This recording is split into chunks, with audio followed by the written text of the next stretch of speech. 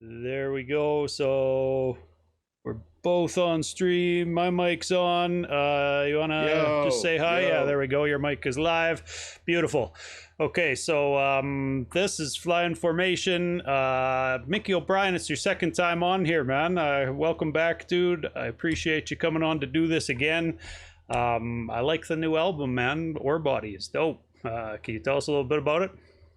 First off, I appreciate you for having me on again. Hell yeah.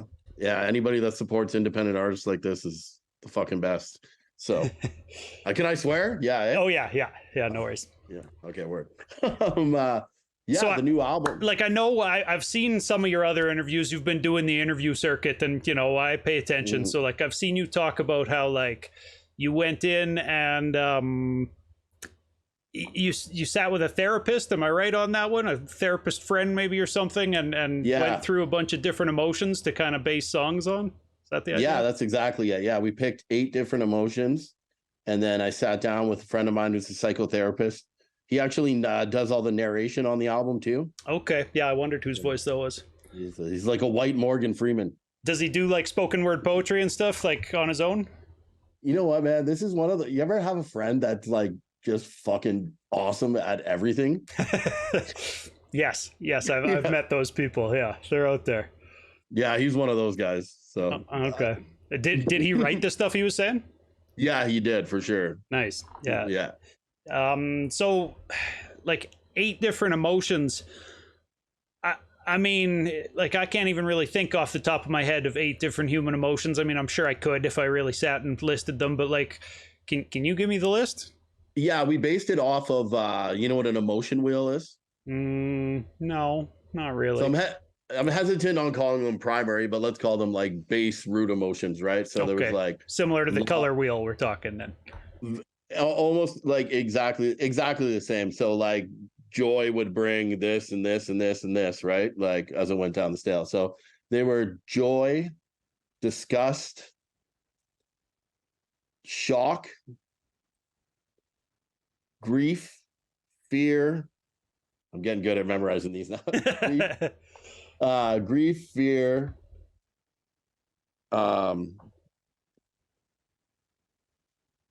yeah, I always have trouble remembering. Was it more all negative ones, or did you get into positive emotions too, right? Because the album doesn't sound particularly, you know, depressing or anything to be based off of grief and fear and loss and, you know. Yeah, so like I had to get creative with some. So like you know, for instance, like shock, amazement was just like, it's the song Arenda, and it was just like, oh wow, like, you know, I made it, I'm here, kind of a thing, right? Yeah, and makes then sense, yeah. So and then like a lot of human emotions are like, you know, they're dark. We are some dark beings, man. Definitely. Man, I think with hip-hop too, it lends itself to some of the more the darker stuff too, right? Like it's tough to write the songs about just being happy and not come off super corny with it or whatever. I think a lot of the time, I know my favorite hip-hop all has a bit of an edge to it, whether it's you know, rooted in some type of sadness or anger with some system or another, or, you know. Yeah, it's, I don't like, there's masters of it, right? Like Tribe, De La. Definitely. Yeah, it's like listening to Mobb Deep, The Infamous, and then listening to Beats, Rhymes, and Life, right? Yeah, totally. Wide spectrum for sure, man. Yeah. Would you say that this one's more personal based? Like, rap is so full of I statements all the time, but like, just the therapy aspect of it makes it seem like it must be. Everything is always so personal with my art. Like it's like I air out all my stuff on every album. You can tell what I was going through depending on the record you're listening to, right? Word. This one in particular, I actually like went for that. Even with the last record, Shift Change, you know, it was kind of it was a recovery record, right? Without kind of calling it one specifically. And this was like kind of, I guess, after being sober for a while and like learning how to sit in my own shit and navigate that. Right. Is it tough being out on tour, like being in bars and stuff? Like musicians, it's got to be tough to be sober, which Man, I see there's a lot of sober musicians right now. Like, it is for a genre known for kind of like, you know, talking about drugs and partying and selling drugs and all this. Like, in Canadian hip hop, anyways, there's a lot of 30, 40 somethings who are out there making music that I feel like they've like got sober and come back to music almost, you know? I just play the tape all the way to the end. Like if I have a drink, then I'm gonna have another drink, and then I'm buying cocaine, and then the next thing you know, I do it till I lose everything and everybody hates me. Yeah, word. And with some luck, I would hopefully end up in a treatment center. And if not, I would probably do it. If I don't end up in a treatment center, I'd probably do it till I was dead. Hell yeah, man. That's the reality of addiction, I think, a lot of the time for people. Yeah, right? if you like, there's some people that may have like a little drinking problem. Like I suffer from the disease of addiction. I can't have one of anything. And if I have one thing, it just leads me right to another thing, right? Weird. So weird segue, but to there's no alcohol in your bloodstream these days. The name of the album, Orebody, made me think today, like, dude is a nickel miner who's like still in the mines actively mining nickel. Orebody, is that a play on O'Brien, like with the OB, or like, are we talking about like, do you guys end up with blood full of whatever chemicals you're using to do this? Like, is it terrible for you? So it's kind of funny with the play on the OB and the ore body. Like I never even thought about that until I actually started working in the mines, because it's a thing, right? Yeah. So like an ore body underground is like a zone within the rock that has precious minerals in it, right? Okay, I didn't think of that context because I've never been an underground miner, but that makes sense. Yeah. Yeah. So it's like mining all the good stuff out. Was Nice. kind of like mining myself to get the precious things out of me.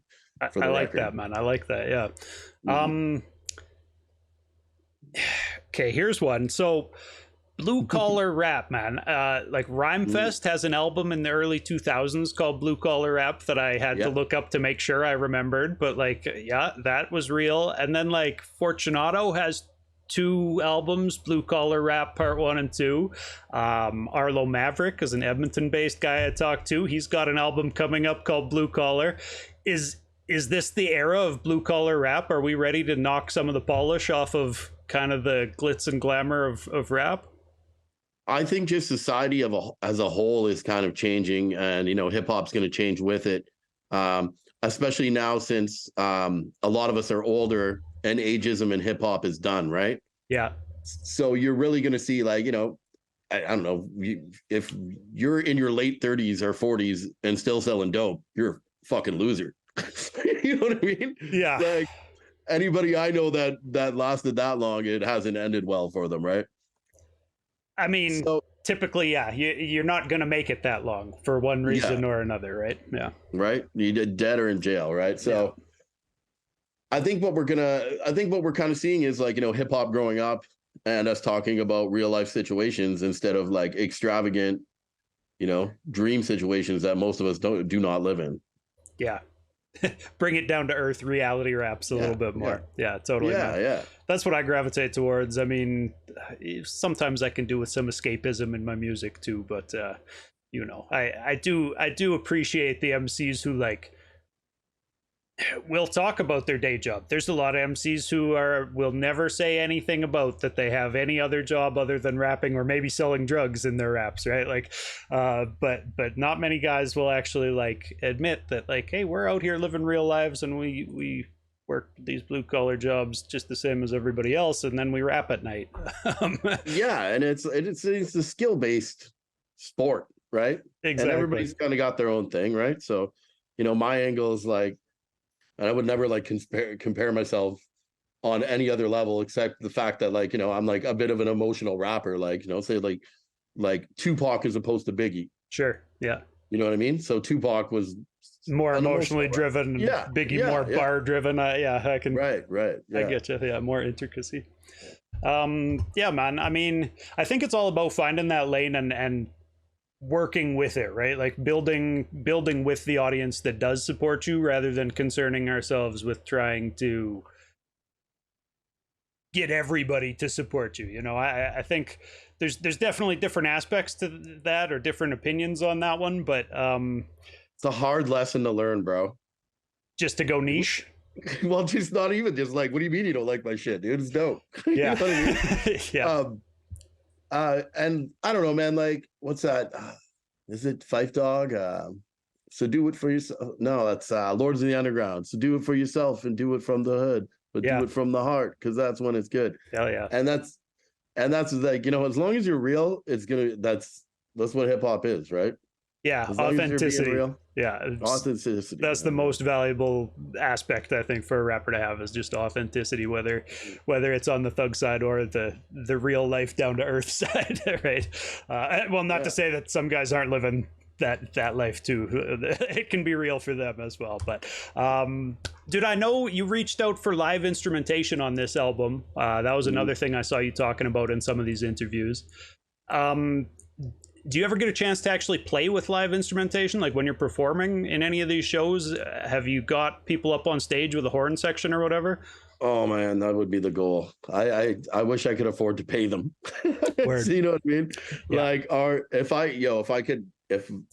was getting like a fully factor funded tour across Canada, I would probably do it with a full band. Like if I had the operation to produce, like the forces behind me to produce a show like that, I would fully play with a live band. I come from playing with a live band, right? Okay. So like originally, before you were ever rapping on produced hip hop beats? Yeah.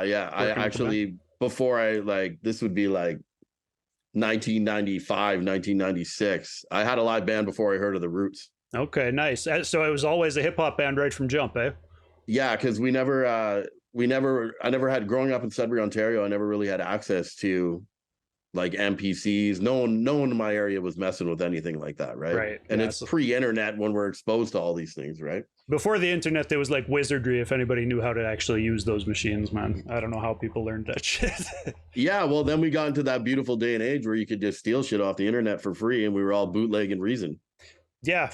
Well, and it made things a lot easier to learn too, right? Like the how-tos on YouTube, and you can always kind of look up like, how do I work this EQ properly or whatever. Exactly, yeah. Yeah, man. So it's made it a lot easier to DIY it. I feel like that's really where I refined my songwriting process, is like, because I do basically the same thing I've always done, except now I got them Fresh Kills with me, who's the master, right? Hell yeah. So between this record and Shift Change, like we really refined our process of how we do things. And it's just like, you know, I'll get a skeleton beat from Kills, and then I'm flipping it to my keyboard player, and then I'm putting sax over it, or I'm putting violin over it. Then I come back to him with like this big amount of stuff, and then we just start putting it together in the studio. That's really cool that he trusts you, like on a level where he is open to that much creative input on his beats too. You know, I feel like a lot of like MC producer collabos, I mean, I don't know for sure. Maybe Guru was given, you know, Premiere pointers or whatever, but like, I feel like they both had their own lane, and oftentimes that's the way it'll work with the MC DJ. But it's cool that the Fresh Kills, even, you know, being a veteran producer, is open to kind of taking that feedback and evolving with it as it's going or whatever, making the beat better. Yeah, like as long as it's a great idea and it makes the song better, then yeah, the end product is the important part, right? Exactly. Yeah, we didn't think we were going to be able to top Shift Change, and then we got in there and we're just like, whoa, man, I think you did it, man. I think you did it. Yeah. So this is the 5th album in 5 years, right? The 5th in 5 years, though. That's including an EP as well as the Magic Show EP. Okay, so a couple of shorter projects too, but yeah, man, that's still a ton of output, dude. I was listening to the album earlier today. I mean, 5 of the tracks on it, I think it's a 10-track album, right? But 5 of them were singles. So that was stuff that I've already played and been familiar with. And then today I listened to the rest of it. And I caught a couple lines. The one line that I wanted to ask you about, man, was like, you said something about how we're waiting for AI to blow our minds, or AI is about to blow our minds, and we're going to be cheering from the unemployment lines. So today in Canadian Senate, they're discussing a bill about universal basic income, which Really, eh?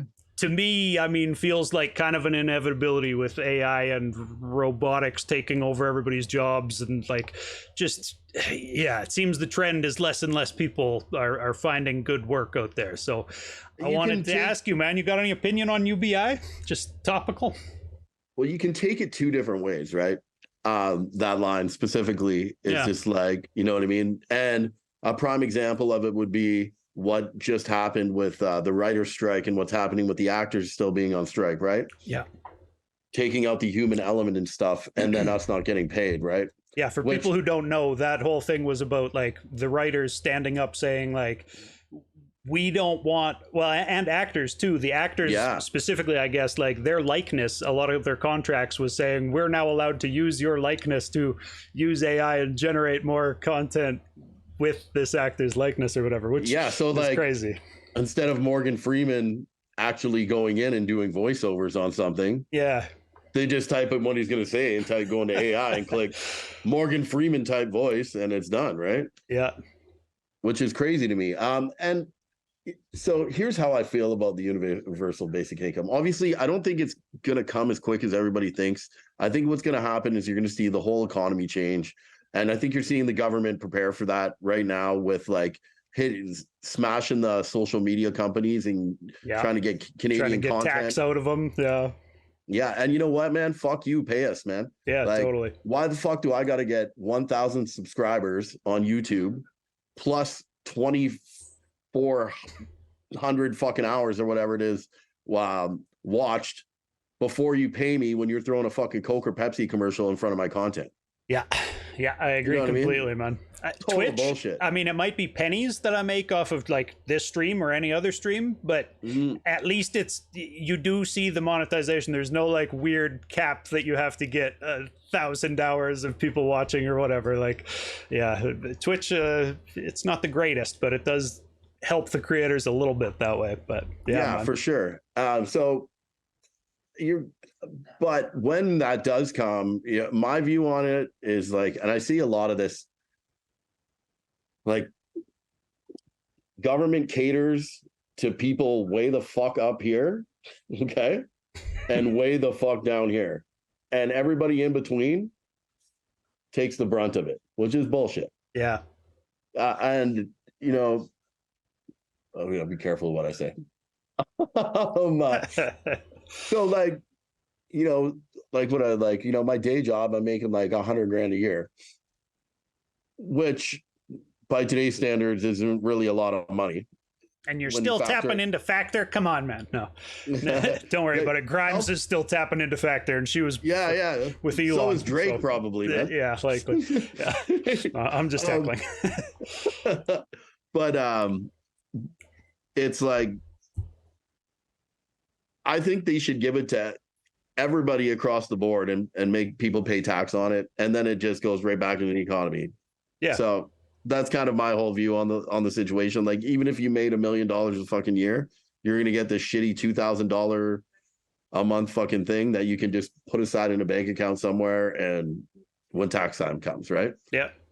No, it makes sense to me, man. I mean, like that's a great opinion for a question that you weren't at all prepared for, that doesn't really have anything to do with music. I think, that sounds like a very... Give it to everybody if you're going to give it out.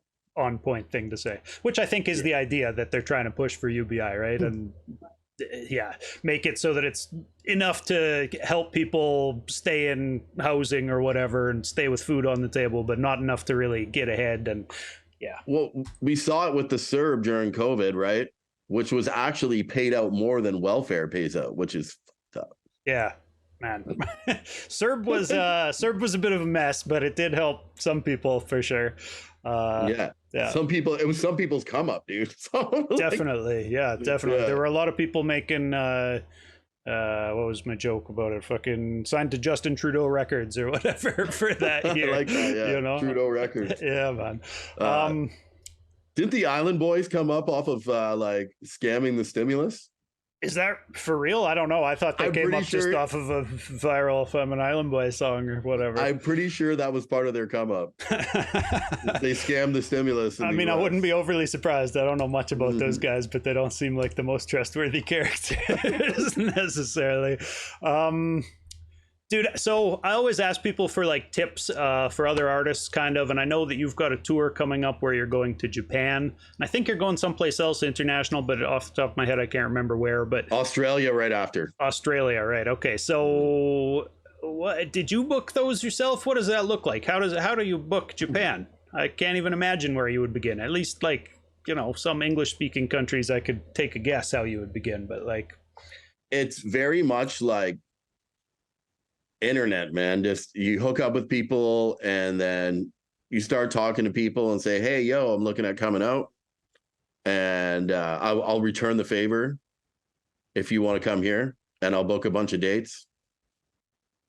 Throw whatever resources you can to help. so working directly with artists, then you're talking about more so. Yeah, Okay. I don't go through any promoters for any of my tours. I go right to venue or right with other artists. Nice. Yeah, that's probably wise, man. I think like it's so important having people that you know to open up and help support when you're out on tour. There's two sides to that though that can suck, right? Okay. So as an artist, like you don't get guarantees if you don't go through a promoter, right? Yeah. True enough. Which is a gamble, but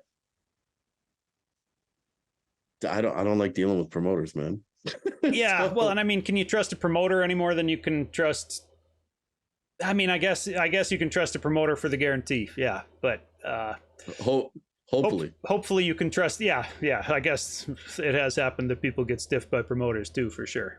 That's and like not altogether uncommon anyway. I had gone to this DO's conference, Northern Power Summit. Okay, yeah. Dio Gibson, yeah. Yeah. Shout out to Dio. I've tapped into that a few years ago, just online or whatever. I watched that. Yeah. So I was at a panel there, and I heard this guy speak, and he was like, you know, if you're not getting any love in your hometown, he's like, fuck them. He's like, there's 8 billion people in the world. You get the metrics off of all of your Spotify, your YouTube. You can put advertisements in any of these places. He's like, you need 1,000 people to spend $100 a year on your shit. It doesn't matter where the fuck they're from. And I was like, wow, man, that's like a vinyl and a hoodie. Yeah. Or a vinyl and a hat or a vinyl and whatever, right? Definitely, man. I mean, some guys go just even one vinyl or whatever. I know that there are people, you know, it was the Nipsey Hussle thing or whatever to sell. I forget whether he was selling them for $1,000 a mixtape or I think they were $100 a mixtape or whatever it was. But yeah, the very exclusive angle at it too. If you have the fans there to back it, that's one way to make quite a bit of money real quick, I suppose. But yeah, dude, a lot of these questions that I asked people, I asked you last time. So how about what's the opportunity or influence that you've been most grateful for in you know, in your artistic travels, in your journeys? Man, any one moment you can trace back to, or one mentor or anything? I have like 2 of the best in Canada, so like 3 even, man. Like, you know, there's kind of this whole thing where like I'd booked Fresh Kills here for a show, and then I told them I wanted to work with them, and I bought a beat off them, and I went to Toronto, I recorded a couple. I said, let's do a whole album, and he was down. So it's just like, oh wow, shit. And that was the first time I kind of handed stuff off in my career. Okay. Before I was trying to do everything myself, right? And then it's just like I found a guy, here, bro. Like, let's go. And like our working relationships evolved since then, right? Yeah. And then meeting Ghetto Socks here, and then I had a few songs that I had with Kills, and I flipped them to Ghetto Socks, and I'm like, yo, man, can you help me shop these? And he's like, fuck yeah, no problem. And he sent them out basically co-signed and sent out an email to UrbNet and an email to Han Solo. Beautiful. For me, and that was fucking huge. So like, if those 2 very pivotal moments in my career, and then going into the $5 rap show high on cocaine and talking Thomas Quinlan's ear off for an hour. That's awesome. When I talked to Thomas, he was like, yeah, Mickey really wanted to be down. That's awesome. I remember like I was fucked up, man. I remember like grabbing Word Burglar and Les would be like, "We're gonna be fam." Awesome. And they're like, man. "Who the fuck is this guy?" And then since then, like, you know, Thomas is great. I have someone like I can lean on if I need advice on anything, man. Right. I've managed to like hook myself up with like some of the most experienced and most solid dudes in Canadian hip hop, you know. Hell yeah, man. I was just going to say, it seems like you've really benefited from building with other artists, which, yeah, is something that I've heard a lot of artists preach. And I'm always telling artists they should be reaching out and building with other artists. I think it goes a long ways or whatever. New segment that I didn't do to you last time, though. I asked people how important is something. You can rate it on a 1 to 10, or you can tell me, just with words that it's very important or not. Tell me a why too. So how important is a good stage show? On a 1 to 10? Any way you want to answer it. There's no real rules. Okay, well, you can post your music online, okay? And you might get a whole bunch of likes and shit like that or streams, but nothing beats boots on the ground. And if you suck live, that's it. You're done. Yeah. You have to have a good stage show. You have to be out there and, you know, be creative with it. Like I try to tell a story with my set every time I play. And it's you know, as other than making the art itself, like displaying it live, like you're a musician, play live, right? And, you know, ditch the backing row vocals. They sound like shit. Maybe put them in the chorus. Or if you're going to have them in there for some odd reason, you know, it makes you look, in my opinion, just some gang vocals on a chorus, I feel like is excusable or whatever. If you need something them, to bump the chorus up, or if you need to throw something in just like so you can have a quick breath. Yeah. Or whatever, throw it in. But like, yeah, sometimes the verse comes out of the chorus a little bit quicker than it would in a live situation or whatever. It's nice to have that last word in there maybe, but I was like, and rehearse. Yeah. Fucking rehearse, practice. Man. Like a real band. Because that's what you are, bro. You know what I mean? Dude, I say that all the time actually, because I like have hung out with a lot of guys in rock bands or whatever throughout my life, and like they would play the shit out of the music that they were going to go perform. They would be practicing it 3 times a week in buddy's garage for fucking 4 hours a night. You know what I mean? Like, and that's why they had good stage shows. And so, yeah, definitely people should be practicing. And be prepared to do a 40-minute set, man. Hell yeah, dude. Well, and you know, like you were saying with the backing vocals too, like I don't mean to shit on auto-tuned music at all. Like I like auto-tuned music just fine, but I have seen a few people live where they don't have that auto-tune plug-in going live, and it's time for them to sing that part of the song, and it just sounds like garbage. And it's like, maybe you shouldn't have that on your song if you really can't hit any notes, you know, like buy the piece of hardware to do it live with. Yeah, there you go. That's the other thing. There's probably ways to do it live. I don't know the tech, so yeah, there's like, probably a plug. If you're doing this seriously, like buy a good mic. It's your fucking instrument. You know what I mean?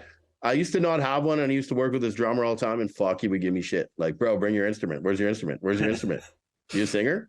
You know? What would you? So you say buy a good mic? Are we talking an SM58 or like? Do you have some fancier mic than the SM58? I have a Sennheiser G4 wireless. Okay. That sounds fancier. Yeah. I know the brand's Sennheiser. Yeah. I just went into Long McQuaid and said, what's the best mic that I can get? And I financed it. And like they will finance to anybody, dude. Long McQuaid is beautiful. You're not lying. I went in there when I was like 19 and they were like, give us 2 names of people you know and we'll fucking finance to you. Like, no credit check, no nothing. Just like, shout out to Long McQuaid. Yeah, they've made a lot of musicians' careers. They should be like a national institute, probably, right? Like Factor should be incorporating them into getting people gear somehow. Like, I would say they've done more for they've done more for the independent musician in Canada than Factor ever has. Right? I mean, maybe, yeah. I don't want to say it because I might still start asking Factor for money, but I'm still gonna ask them for money, but you know, fair, yeah. Tell the truth while you're doing it. Yeah, well, let's be real. Hell yeah, man. So, how important is it to open for big name rappers when they come to town? It's not. Okay. I call it hobbyist. Everyone's gonna know you paid to get on the show. If you're gonna pay to get on a show, I would hope, unless this is something that people don't realize that these people do to get on these shows. I think the average person in the crowd probably doesn't have any idea. Okay. Right. That's created a whole mess of untalented people with super huge egos that think they're dope as fuck when they suck. And this is why I ask these questions and just leave it open-ended. I like to send people on rants about it. Yeah, you're gonna get it. Dope, man. But like, you know, if you're in a big city and you got the paper, it might make sense if it's a big show, right? Like I tried to get on the Ice Cube show that came through Sudbury, and they told me $2,500 for a 10-minute set. Woo. And I was like, wow, in Sudbury, like. Yeah, you got to really want to get up there for that much. Holy. In Toronto, I'd like say like, you know, like I don't know, like the opera house there, fucking what's the big fucking, I don't know, like a big venue in Toronto with Ice Cube, it'd probably be worth it. For 10 minutes? I mean, yeah, maybe. If maybe. The thing is, I think, so I've heard from artists on both sides of this equation who, like, I've met guys who have made relationships with the artists that they open for and then flipped that into, now they've got albums full of features from, you know, West Coast OGs. I'm talking about two guys from Edmonton, Old School and Straight Gutta, that I talked to a while ago. And like, they really presented the opening for big acts side in a more positive light than I've heard anybody else put it in, because it does get you in front of a bunch of people and you get to be shaking hands with people, maybe more so in, you know, markets like Edmonton than in Toronto. I don't know if you get to be in the green room with people in Toronto or not, but I would like, I can see that angle. Just kind of what I'm seeing happen is a lot of people that aren't really that good that are like, sorry, I'm trying not to be a hater here. No, I hear you, man. I know exactly what you're talking about. There are a lot of people, and, you know, we don't need to say any names. I think everybody has seen the rap show that has 25 guys opening for somebody, and you know what it's like, who are all these fucking people?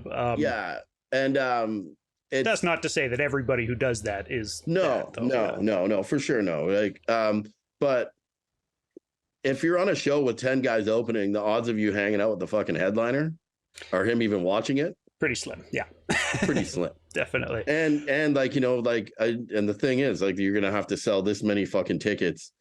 And then if you don't sell them, you're responsible for the fucking money. Definitely. And it's just, yo, when I came up, like before, it was like, we used to play for exposure, right? Now it's pay for it. Paid in exposure is what the promoters used to tell people. Yeah. Right. Like, and yo, I don't think this happens in any other genre of music except hip hop, this shit. Cause like, I have a friend that plays for a really, really big Canadian rock band. I'm not going to say their name because I don't want anyone to shit. Yeah. But I asked him if he had ever heard of this, because this is when this has exploded over the past couple of years, right? Yeah.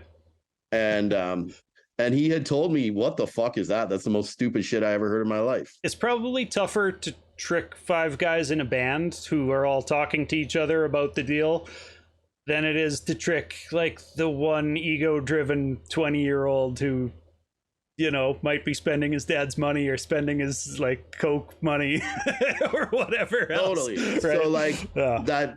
Yeah, like I hear things like invest in yourself, and I'm like, whoa, bro, like $2,500 to open for somebody in Sudbury. I'm like, that's my flights, almost all my flights for my Japan and Australian tour. Yeah.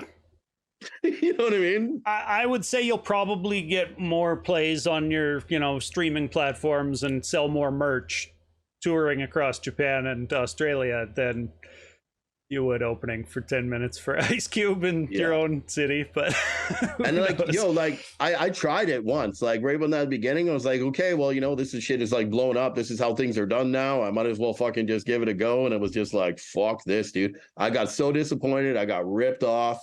I'm not gonna say by who, but I got ripped off. I got like one show I went to that I paid like $200 to get on was out of like a 4-day tour, right? Okay. 2 shows got canceled, and one of the shows I show up to was a fucking live stream. What? Right? Right? Holy shit. So this is what these motherfuckers like no crowd, just shit. A live stream you're talking about? No, and he didn't even fucking tell me about it, dude, until I didn't know until I showed up. So I'm like, yo, okay, cool. They're gonna have a spot to set up merch and this and that. And I'm asking all these questions. Like, yeah. Like, okay, do we get a sound check? What's going on? He's like, oh, just show up at this time, man. It's all good. And like, I show up and I'm like, what the fuck, dude? Yeah, that's shiesty as hell, man. Promoters are kind of snaky a lot of the time. But... And I got to tell you, the worst are rapper promoters, dude. Yeah. I don't doubt it. And I think, like I said, it probably comes down to that it's easier to trick some of these rappers than it would be to trick 5 guys in a band. After having that happen to me, I vowed to myself that I would never fucking do that to anybody, dude. So if anybody's ever on one of my shows, nobody paid to get the fuck on. And like, if I find out that's happening, dude, I'm going to make like at a show that I'm on. Yeah. And it's my show. I will hold the promoter by his throat to give the dude back the money because it's fucking bullshit, dude. For real, man. This kind of rolls right into that. How important is paid advertising in general? Huge. So that's a place you'll invest in yourself then. I will invest in myself in that. And it's like I'm giving away all my secrets. I mean, that's what we're here for, man. Yeah. I mean, don't tell us the name of the websites. I don't know. Whatever. No, but like Facebook, Instagram advertising is huge. I was kind of skeptical on it first, just because like you're throwing this money into this thing, and it's like, yeah.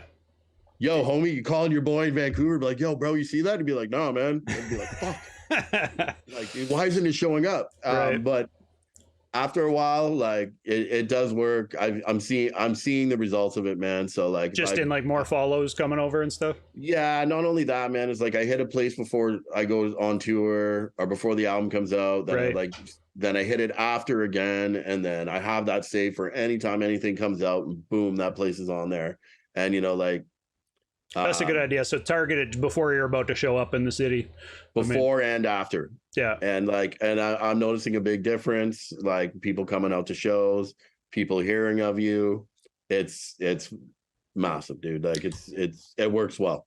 How about this one? I have physical merch and then pressing vinyl, but I just want to ask you pressing vinyl because I know we've talked about how physical merch is important already, but vinyl specifically, would you say is that important, or CDs just as good? Like if you have anything to sell, are you checking that box, or do you need the vinyl? Should people push for vinyl? So as an artist in this day and age, I personally want to give, we put a lot into this, right? Like I want to give the fan or the listener something physical to take home with. That's a piece of art, right? Hell yeah. And shout out to Thomas. Like he lets me get creative with it, and like he helps me. He guides me through the process of what we're gonna do. This record specifically, like we stuffed a poster in there with all the lyrics of the songs, and then it had they always come with a cool download card. So and it's, as an artist, it's just super fun for me to do. Because I can make the project a whole big thing other than just some freaking digital thing online, right? CDs. See, because it's tough. Like some people press CDs, but then I've also heard like nobody even has a CD player anymore. And it's like, well, but nobody has vinyl players either, really. What I find is people will just buy it to support you. Right. You need something like. So does it matter one way or the other if people are just buying it to support, like between vinyl or CDs? I don't know, man. Yeah. Well, CDs, like, I don't know. CDs are so fucking cheap is what the thing is, right? compared So, to like, vinyl, especially. Yeah. yeah, like if you have someone harassing you at your merch table, like some hot broad and you're or whatever, and you're just like, oh, give me something, just like here's a fucking CD, go Right. Yeah. You're only out $2 or whatever. or here's my number on the CD, whatever. Right. Yeah. Dude, how important is it for an artist to be tech savvy? Like, see, I think about it in a different way. No, yeah, you have to be, dude. But not as much as you think. Like, you know, when it comes to recording and shit like that, learn how to do what you need to do your own way and just roll with it like that. So, like, when it comes to like recording tech and stuff like that, like this is my home studio, bro. For real, you record on your phone? I record right into I just right just my rough iPhone. still. You're recording real stuff at okay, and then when I go into a studio, I got Kills or whatever engineer I have here, right, and I pay someone that is pro at that, right? But even as far as like the advertising stuff you were just talking about, I feel like it's a lot of it's trial and error. Yeah. My second part was going to be like social media, and I don't know how a lot of fucking people do it because I'm not that great at like I choose two. I have Facebook, Instagram, man. Like to throw TikTok, Twitter, and blah blah blah in the mix, it's just like, whoa, bro. It's a lot. I mean, it's if you're posting the same content, it's not too much more. It takes another 5 minutes to go to the other ones, post the same thing or whatever. It's the guys that are doing different shit on each different platform that blow me away, man. I don't know how they have enough hours in a day. Oh, bro. Like, I'm gonna try to learn TikTok this winter, but it's it's a lot. There's so much to do. I don't know how people keep up unless they pay someone to do it for them. Hell yeah, man. Yeah. We kind of have already talked about management. That well, actually, no. How important is having a manager?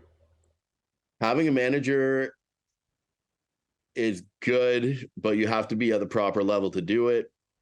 I believe I'm getting close to that level because I have so much going on that I cannot do everything myself. Yeah, you're doing a lot of shows and a lot of, I mean, tour booking and stuff. That sounds like things that plus a full-time job, right? And there's a lot of things I could do better, right? That I'm missing out on because I don't have the time to do them myself, right? Hell yeah. So, but until you get to a point like that, which I think I'm just beginning to reach, then, DIY, man. Right. So, another line, and you just kind of talked about how you still have a job, that on the track Medicine, you're chanting like, I'm all in, I'm all in. And it got me wondering, like, do you ever think about quitting the mining job? Like, look, every second of every fucking day at work. You're counting down the minutes until you might be able to get out of there? Yeah, well, yeah, every day. So, like, it's not so bad because it's like, this is how I fund my art, right? So I really had to, like, not this summer, but the summer before, I was, like, out on tour with Micah. And I remember coming back to Sudbury and, like, right back into the mine. I'm underground, like, the day after I got back. And I remember sitting underground and just being like, fuck me, bro. This sucks. Right. And then the contrast. I really had to work on my mindset, which I did a lot this year. So, like, what I'll do is I'll go for big long chunks. I'll max out on overtime every week, and then I'll have something planned like once a month. Boom, I'll fly to Toronto, I'll record with Kills, and then leading up to like the album coming out and saying, gonna tour here for 1 week of my holidays, and then 2 weeks of holidays here, Japan, Australia, and then boom, repeat. So yeah. I always have to set goals for myself to do it, right? And I understand that, like, if I quit tomorrow, then I wouldn't be able to be doing the things that I'm doing right now. Because for real, somebody's got to buy the plane tickets or whatever, right? Right. So yeah. So like I've heard, even like Wendy Day, she has a podcast called The Cheat Code. I listened to her the first time at one of those D.O. Gibson Northern Summit rallies or whatever, and since then I've listened to her, and like she talks about how, like, if you're really about this, like, move into your car, fucking move out to where you need to be. That was what I did, you know. Wendy Day or whatever, she's like an industry person, and like, you know, she really just has the opinion and expresses it often that like the artists who are going to make it are the ones who are like all into the artist life or whatever. So it was hearing you say that you're all in that made me think like, but you're also fucking in that mine all the time. Like it's gotta, I don't know, think of all the hours that you could put towards artistry if you weren't in that mine. Dude, but yeah, I will tell you this, that I write all my shit underground at work. So, on work, yeah. Yeah. Those are the best jobs, man. The ones where you can put on a beat and still do your job. Yeah. It takes a lot of discipline, man. Hell yeah.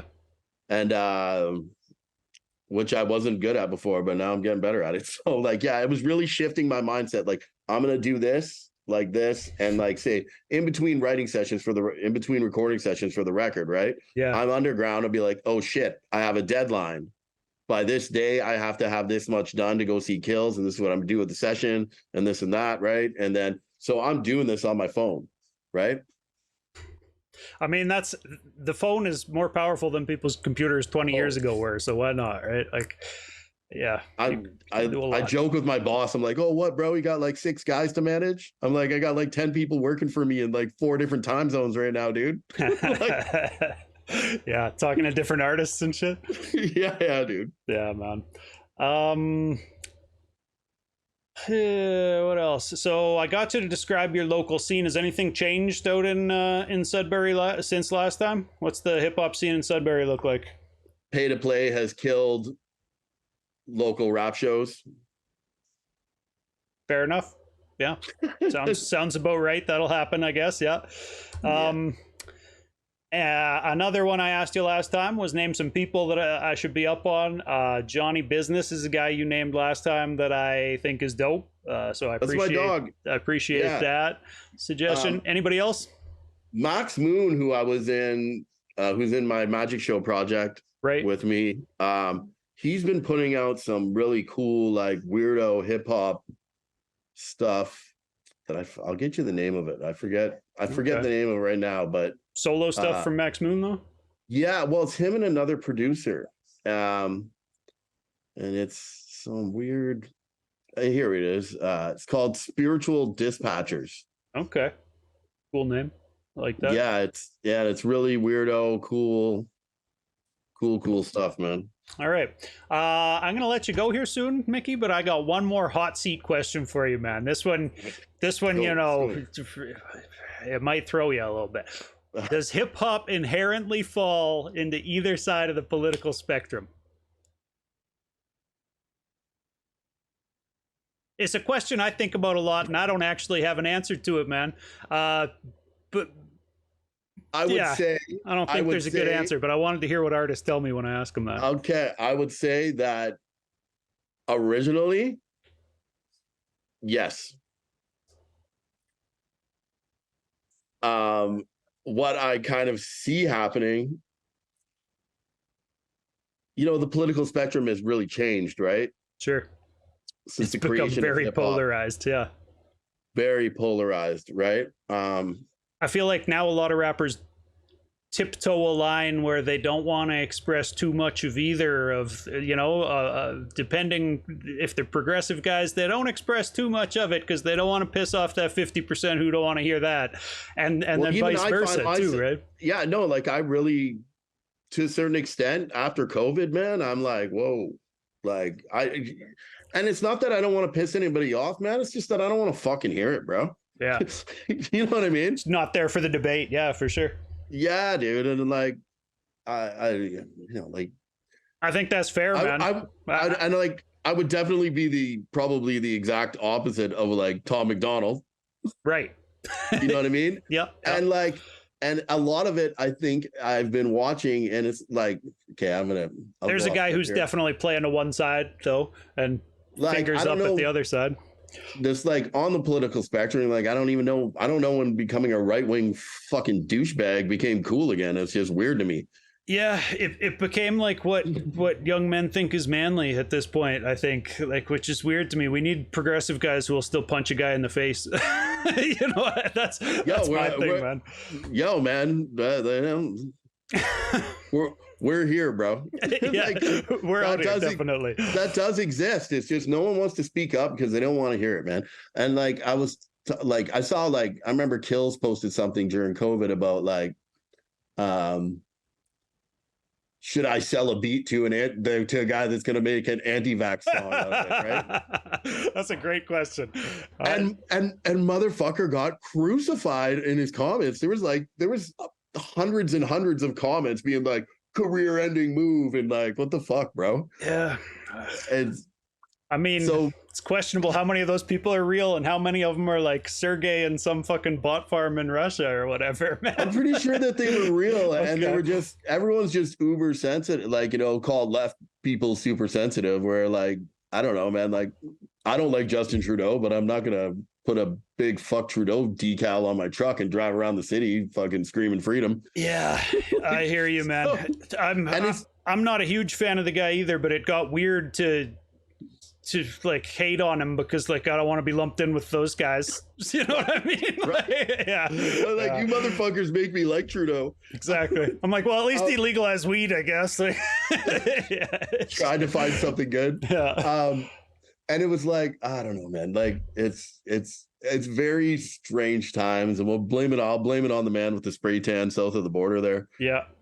And yeah, he definitely didn't help that situation. That's for sure, man. You know, I guess like some old me would have thought it's my responsibility to get involved, but like I just hated fucking sounding. I don't want to sound like a preachy. You don't want to preach either. Yeah, exactly. You know what I mean? And I was talking. So like I played this union event in Halifax last week. I guess that was last week. Yeah, last week or the week before, whatever it was. And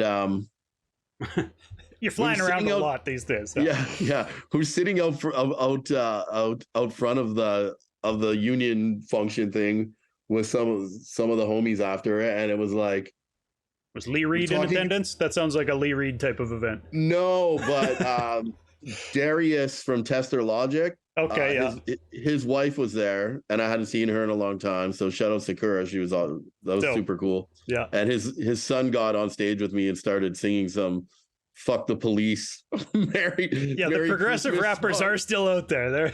They still exist for sure. And we were like talking about how it's like this new wave of activists that COVID had created, and it's just like they almost get it. Like they're this close to really getting it, right? Yeah. But you know, here's what's gonna happen. It's gonna take everyone to vote against their own interests, and you know, Pierre Poilievre will fuck us over for a decade like Stephen Harper did. And dude, I'm hoping that Justin Trudeau's Hail Mary is UBI. That if he wants another 4 years, he throws up UBI for the people, and that could get him in there. I don't know. Other than that, I think you might be right. Unless, and we're just, history's doomed to repeat itself. It's going to be like Stephen Harper again, who sold all of Canada and like fucked us completely over. Yeah, except like a ruder, weirder, trollier version even. Like fucking at least Harper pretended to be like straight-laced and like smiled at babies or whatever. This guy's just like... I don't know, man. I can't stand him. No, I know. There's nothing worse than a conservative pretending to be a working person. Oh, yeah. You know what I mean? Like, he's one of the people. Down here on Main Street, like, bro, shut the fuck up, man. I don't get how people don't see through that, or that this isn't such a big turnoff.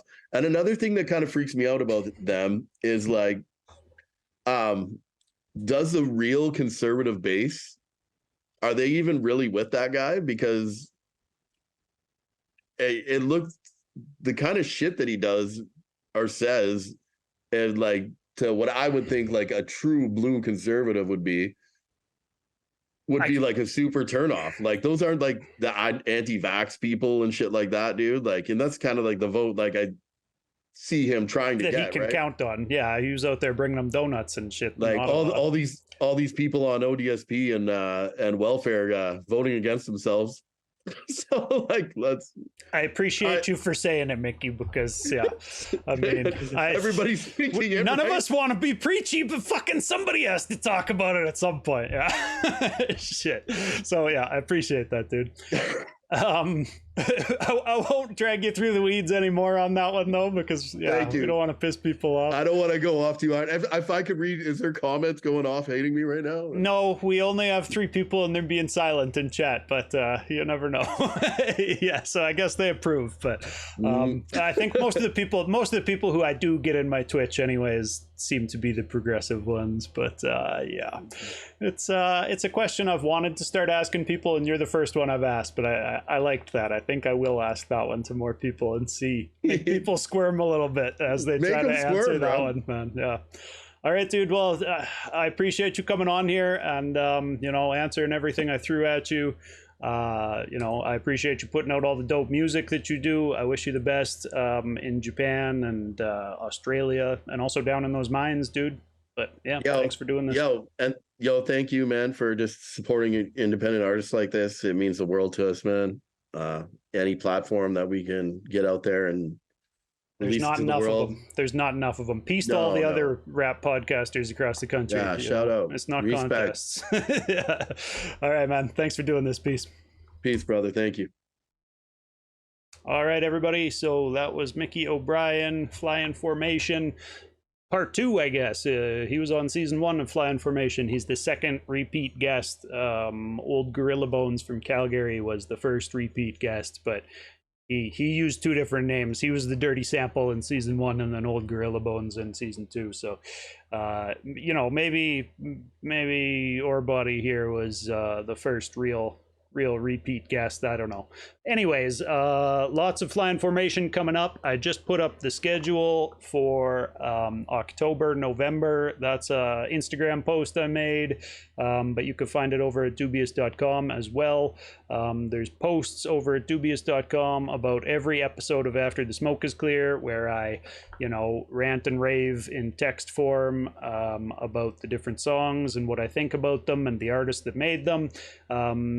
If you don't know, After the Smoke is Clear is my mix show. On After the Smoke is Clear, I play independent music every week. I now have the assists from DJ Dice, DJ Baggylean, 2 Edmonton-based friends of mine who do the mix duty.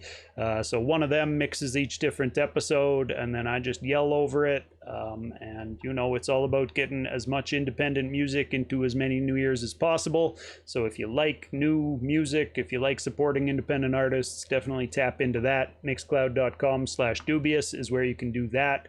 And coming up on Fly in Formation next Tuesday, October 24th, I'm talking to Stephen Hero. October 30th, staying out on the East Coast, talking to East Coast based producer DK, the producer. Allow myself to introduce myself. November 7th, I'm talking to Edmonton OG Touch. Looking forward to that. I haven't talked to him for a while, but we do actually know each other, so that should be fun. November 14th, I'm talking to JusJRDN. He's another Edmonton-based MC. He's podcasting, been just super busy. He's got a new project that he's working on and has been working on. I think he said he's recorded hundreds of tracks and he's choosing the best ones for it, so that's fun. Looking forward to talking to him. And November 21st, I'm talking to Donny Sage and Alchemy the Linguist, 2 Lethbridge-based artists. They've been throwing shows here in Lethbridge and kind of just getting a spot where people who want to be showcased can get out and perform their raps in front of a crowd. So that's super dope. That's November 21st. And then the final one in November 28th, I'm talking to RunXGun, a duo from Mississauga. So keep tapping in and keep coming back. I'm going to keep bringing you a mix every week, as well as a Fly in Formation interview every week. Respect. Peace.